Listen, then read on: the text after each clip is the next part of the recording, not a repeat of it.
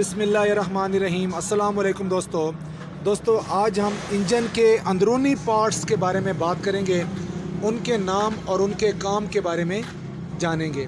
और इस वक्त हमारे सामने ये जो चीज़ है दोस्तों, ये क्रैंक शाफ्ट है। ये जो अभी घूम रही है, ये है क्रैंक शाफ्ट। ये पिस्टन के ऊपर नीचे की हरकत को गोल हरकत में तब्दील करती है। इसको ज़रा सीधा कीजिएगा प्लीज़। दोस्तों ये सिलेंडर हैं, ये 3 सिलेंडर इंजन वाली गाड़ी के अंदरूनी पार्ट्स इस वक्त आप देख रहे हैं। ये हैं सिलेंडर।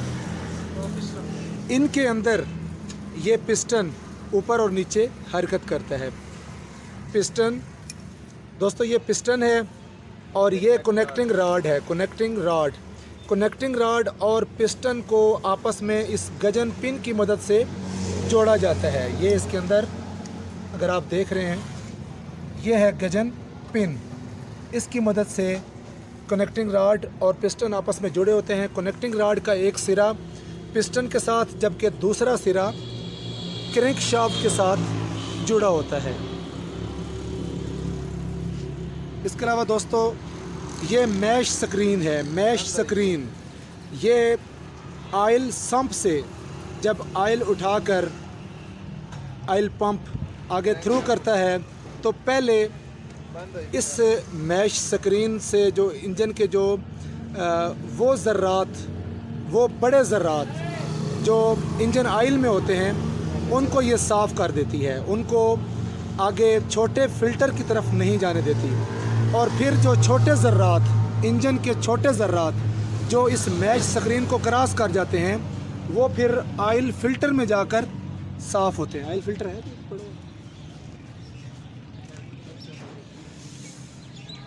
दोस्तों। ये सिलेंडर हेड है।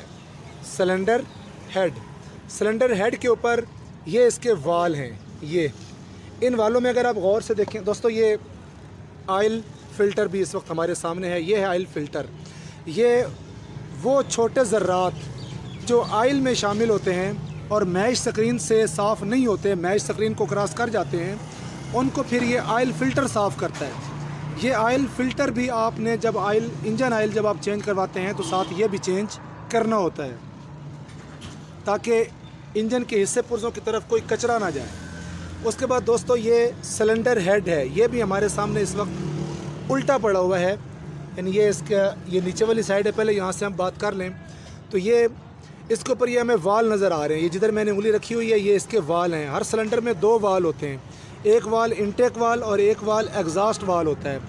इस वक्त मेरी उंगली जिस वाल के ऊपर है, ये इंटेक वाल है, यानी यहाँ से मिक्सचर इंटर होता है। और ये जो दूसरी जिसके ऊपर मैंने उंगली रखी हुई है, ये एग्जॉस्ट वाल है। एग्जॉस्ट वाल छोटा होता है, जबकि इंटेक वाल बड़ा होता है। और दोस्तों ये यहाँ पे जिधर मेरी उंगली है, ये जो आपको होल नज़र आ रहा है, ये जो सुराख है, यहाँ पर स्पार्किंग प्लग लगे होते हैं। ये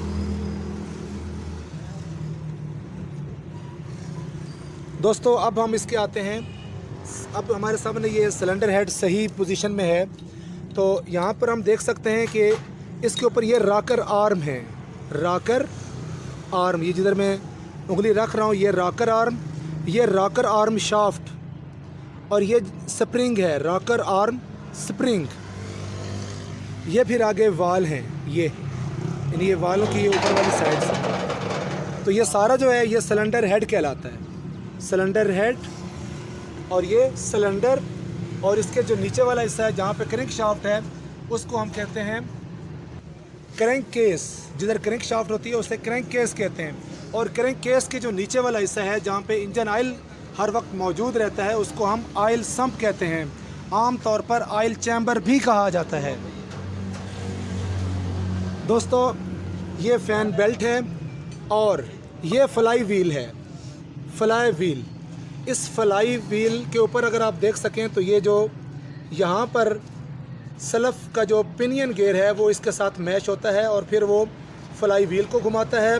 फ्लाई व्हील आगे क्रैंक शाफ्ट को घुमाता है और फिर 4 स्ट्रोक साइकिल का अमल होता है। जब इंजन स्टार्ट हो जाता है, तो फिर क्या होता है, कि फिर पिस्टन ऊपर नीचे हरकत शुरू करते हैं। ऊपर नीचे की हरकत को क्रैंकशाफ्ट की गोल क्रैंकशाफ्ट क्या करती है कि ऊपर नीचे की हरकत को गोल हरकत में तब्दील करती है। और चूँकि क्रैंकशाफ्ट का ताल्लुक फ्लाई व्हील के साथ होता है तो फिर ये फ्लाई व्हील भी गोल घूमना शुरू कर देता है। फिर ये फ्लाई व्हील बजरिया क्लच प्लेट और ये प्रेशर प्लेट, ये इन तीन ये जो चीज़ें आपको नज़र आ रही हैं,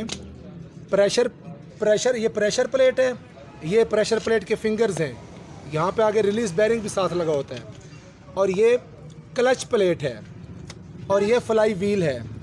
ये तीनों चीज़ें इनका किरदार होता है कि ये इंजन की ताकत को इन तीन चीज़ों की मदद से गियर बॉक्स में भेजा जाता है। या fly wheel, clutch plate, pressure plate, ये ट्रांसमिशन सिस्टम के मेन आइटम हैं। ट्रांसमिशन सिस्टम क्या है? इंजन की ताकत का दर्जा बदर्जा बिलों तक पहुंचना ट्रांसमिशन सिस्टम कहलाता है। दोस्तों ये एग्जॉस्ट मैनीफोल्ड है, एग्जॉस्ट मैनीफोल्ड।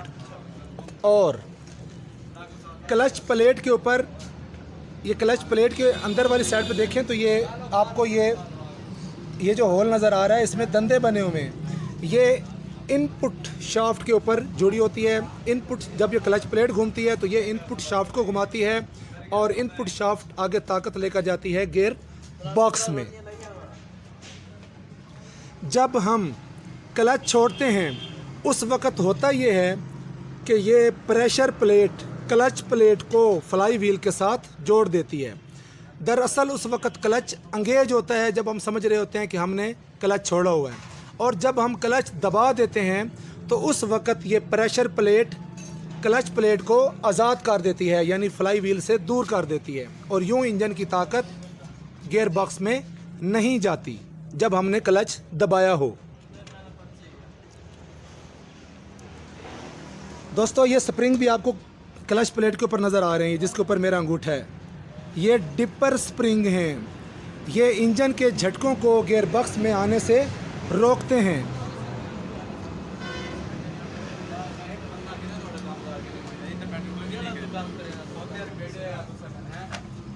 दोस्तों ये डिस्ट्रीब्यूटर का अंदरूनी मंज़र हमारे सामने है। इसके अंदर ये पॉइंट लगे हुए हैं। जब ये डिस्ट्रीब्यूटर जो है ये केम शाफ्ट से ड्राइव लेकर गोल घूमता है तो फिर ये पॉइंट आगे मतलूबा स्पार्किंग प्लग की तरफ करंट मुहैया करता है, और ये स्पार्किंग प्लग। दोस्तों ये माउंटिंग पैड,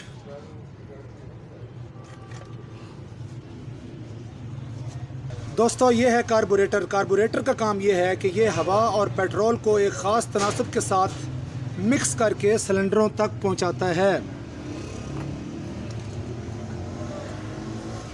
फ्यूल पंप,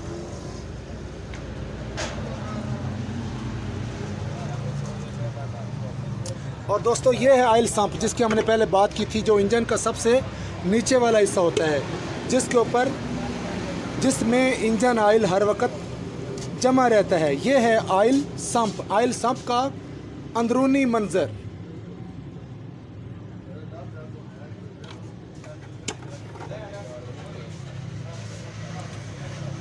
और दोस्तों ये है सेल्फ स्टार्टर मोटर। ये सेल्फ का आप गियर देखें दोस्तों, ये देखें, ये गियर उस फ्लाई व्हील के गियर के साथ मैश करता है। और दोस्तों ये है अल्टरनेटर। अल्टरनेटर और सेल्फ स्टार्टर मोटर का काम बिल्कुल उलट है।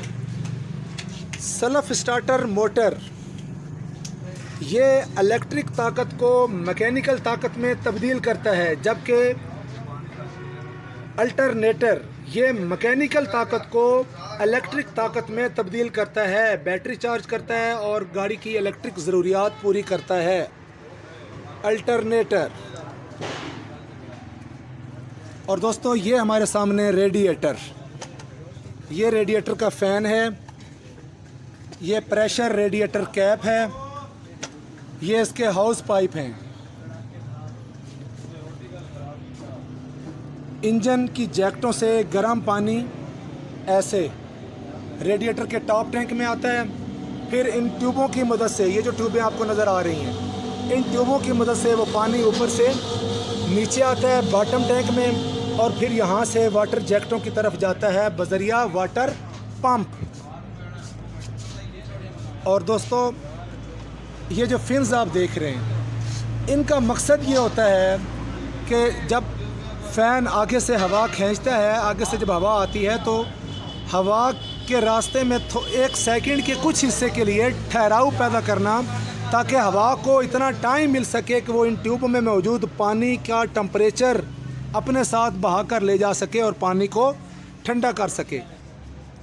दोस्तों यहाँ से आगे ओवरफ्लो पाइप के ज़रिए वाटर रिज़र्व कैन आगे साथ लगी होती है। और ये इस वक्त हम इसका प्रेशर रेडिएटर कैप भी, दोस्तों ये हमारे सामने ये प्रेशर रेडिएटर कैप। दोस्तों इस वक्त मैं वर्कशॉप में हूँ और यहाँ पर मुझे ये तमाम आइटम ज़रा खुले मिल गए, तो मैंने सोचा कि ये अपने दोस्तों के साथ ये तमाम चीज़ें मैं शेयर कर लूँ। तो दोस्तों इसमें आप देख सकते हैं कि ये सादा पानी निकल रहा है, गोया इस गाड़ी के रेडिएटर में एंटी फ्रीज़ मिक्सचर का इस्तेमाल नहीं किया गया, सादा पानी इस्तेमाल किया गया। तो उसका भी नुकसान देखें, ये जंग देखें दोस्तों आप, और ये देखें आप कितनी जंग है इसके अंदर। ये जंग वाटर जैकेटों में भी यही हालत होगी, लिहाजा आपको चाहिए कि आप कूलेंट इस्तेमाल करें, एंटी फ्रीज़ मिक्सचर इस्तेमाल करें, सादा पानी इस्तेमाल ना करें। इस वक्त हमारे सामने ये प्रेशर रेडिएटर कैप मौजूद है। इसके ऊपर ये जो वाल है जिसके ऊपर मेरा अंगूठा है, ये वैक्यूम वाल है और ये जो वाल है ये प्रेशर वाल है। जब इंजन गर्म होता है और तो फिर प्रेशर बनता है, प्रेशर वाल खुलता है और प्रेशर के साथ पानी का वो हिस्सा जिसने भाप की शक्ल इख्तियार की होती है वो ज़ायद निकास टैंक में आ जाता है। और जब हम इंजन बंद कर देते हैं तो इंजन जब ठंडा होता है तो इंजन के अंदर वैक्यूम पैदा होता है, जिससे फिर वैक्यूम वाल खुलता है और पानी का वो हिस्सा जिसने भाप की शक्ल इख्तियार की होती है और ज़ायद निकास टैंक में आया होता है, वो चूँकि वापस पानी की शक्ल इख्तियार कर चुका होता है तो वो वापस रेडिएटर में आ जाता है। वाटर पंप जो इंजन में वाटर की सर्कुलेशन करता है। सिलेंडर हेड गैस किट,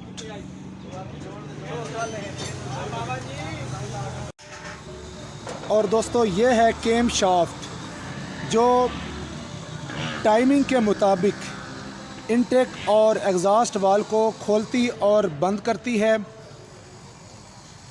केम शाफ्ट ये बजरिया टाइमिंग बेल्ट क्रिंक शाफ्ट से ड्राइव लेती है और फिर अपना काम करती है। इसके ऊपर ये केम बने हुए हैं उभार, ये देखें, इनकी मदद से रॉकर आर्म इनटेक और एग्जॉस्ट वालों को खोलती और बंद करते हैं।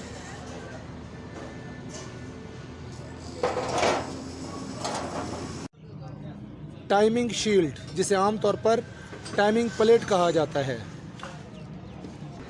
तो दोस्तों मुझे उम्मीद है कि आपको हमारी ये वीडियो पसंद आई होगी। अगर आपको हमारी ये वीडियो पसंद आई है तो हमारे इस चैनल जियो पाक आर्मी ड्राइविंग को सब्सक्राइब कीजिए, वीडियो दोस्तों के साथ शेयर कीजिए, लाइक कीजिए। हमारा मकसद हादसा से पाकिस्तान नाइक रिटायर्ड इंस्ट्रक्टर गजनफर हुसैन, जियो पाक army driving school Sahiwal Sargodha को दीजिए इजाज़त। अल्लाह हाफिज़।